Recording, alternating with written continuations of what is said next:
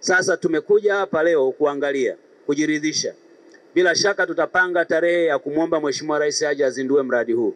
Wale wa Misri ambao ni wadau wetu wakubwa wameomba rais wao na yeye aje kwa ajili ya kuzindua.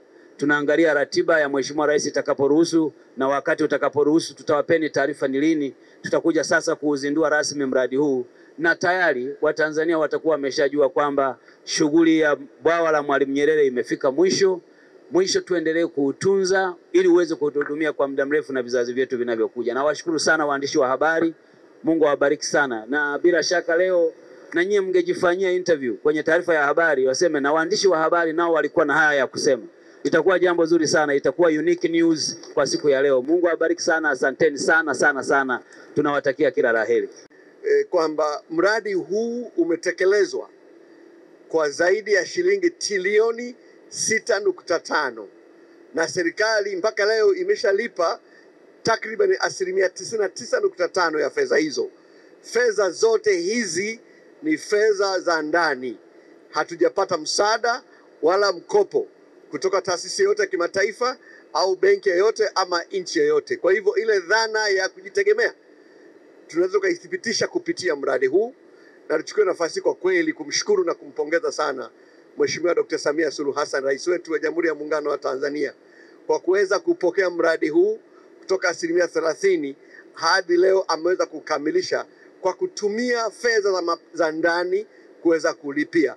Hiyo ndio ilikuwa ndoto ya Mwalimu Nyerere, nchi iweze kujitegemea, na huko aliko Mwalimu Nyerere anaweza akapumzika kwa amani akijua kwamba binti yake Mheshimiwa Dr. Samia Suluhu Hassan ameweza kubeba ndoto yake ya kuifanya nchi yetu jitegemee kwa kukamilisha mradi huu muhimu sana katika ukombozi wa kiuchumi.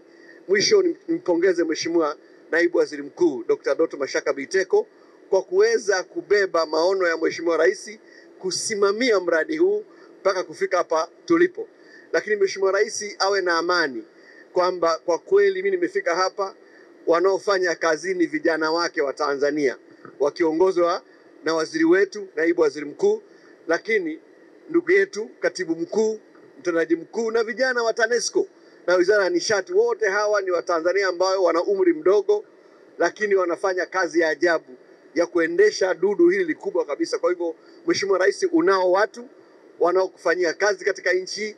Uwe na amani, uwe na pride sana kwamba unaendesha taifa ambalo linakwenda kwa kweli kujitegemea kama ambavyo wasasa wanataka. Mheshimiwa Naibu Waziri Mkuu, nakushukuru sana. Kuja na Kushoka Tools Manufacturers ni mabingwa na wabunifu wa bidhaa rafiki wa mazingira. Tumebobea katika kutengeneza majiko banifu yanayotumia mkaa mbadala na gesi yenye uwezo mkubwa wa kutumika katika taasisi mbalimbali kama shule, vyuo, hoteli na hata majumbani. Kwetu utajipatia mashine zenye ubora wa kuzalisha mkaa mbadala, na pia tunatoa mafunzo ya uzalishaji wa mkaa mbadala ili kutekeleza kwa vitendo adhma ya serikali juu ya matumizi sahihi ya nishati safi. Tunauza mkaa mbadala usio na madhara kwa afya ya mtumiaji. Ni nishati safi na hauna kabisa moshi. Unatokana na teknolojia ya utunzaji wa mazingira. Kwetu utaupata kwa bei ya jumla na hata rejareja. Kwa mawasiliano zaidi tupigie simu namba 0692 031 345 au 0754 431 522.